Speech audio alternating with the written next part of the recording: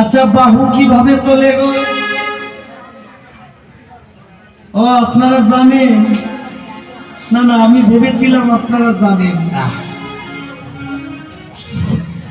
আসলে এই দোষটা আপনাদের না, এই দোষটাই যে আপনারা বাহু তুলতে বলছি তবুও মাঝে মাঝে তুলছেন না, এই দোষটা আপনাদের না। দোষটা কাদের জানেন? মানে একটি ছোট্ট শিশু খুব দুষ্টামি করে, তো মাগো কথাগুলো মন দিয়ে শুনবে। একটি ছোট্ট শিশু খুব দুষ্টামি করে, এবার শিশুর পিতাকে ললিপপ কিনে দিয়েছে। মানে ললিপপটা খেতে খেতে যদি যায় তাহলে আর দুষ্টামি করবে না, তাহলে তার দুষ্টামি করবে না। এবার অবুঝ শিশু ওই ললিপপ খেতে খেতে যাচ্ছে, এবার হঠাৎ করে ললিপপটা মাটিতে পড়ে গেছে। কথাগুলো এদিকে রাধে, ওইদিকে। এবার ললিপপটা যখনই মাটিতে পড়েছে, ওই ছোট্ট শিশু কি করছে? ওই ললিপপটা আবার কুড়িয়ে খেতে যাচ্ছে। এবার যখন কুড়িয়ে খেতে যাচ্ছে, শিশুর পিতা বলছে, বাবা বাবা, যা পড়ে যায় তাকে আর তুলতে হয় না, বাড়ি গিয়ে নতুন আরেকটা ললিপপ তোমায় এনে দেব। সেদিন চলে গেল। এবার কিছুদিন পর ওই ব্যক্তি তার স্ত্রী এবং সন্তানকে নিয়ে ঘুরতে যাচ্ছে। ওমা মন দিয়ে শোনো মা।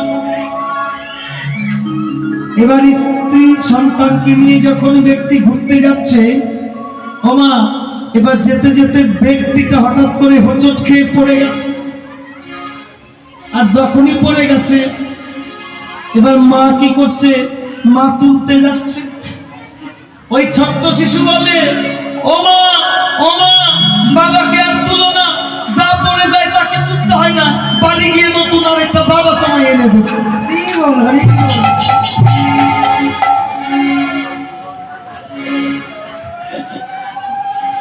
আচ্ছা বলেন তো, দোষটা কার? দোষটা পিতা। সন্তান তো বোঝে না, দোষটা পিতার।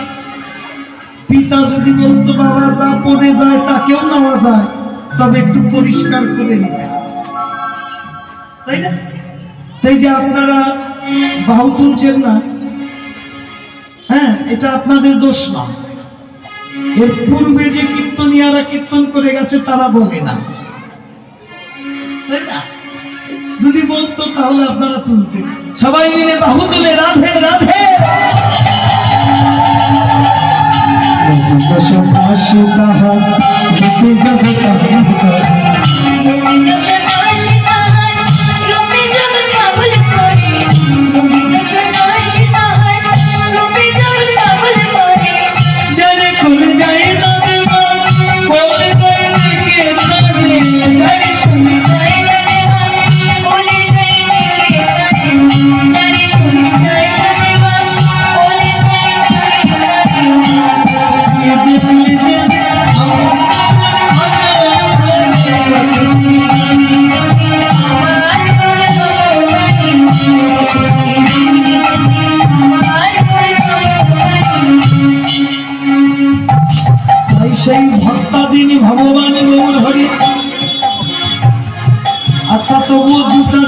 বাকি আছে।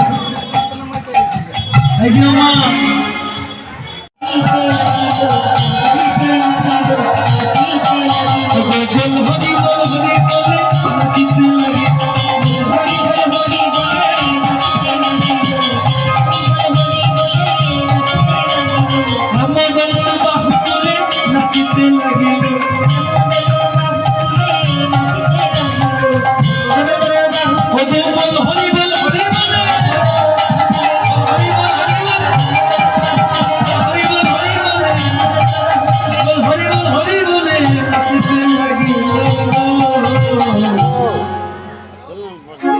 তাহলে প্রভু আমার নৃত্য করছে। আমার কৃষ্ণ ভক্তের লক্ষণ হচ্ছে দুইটা।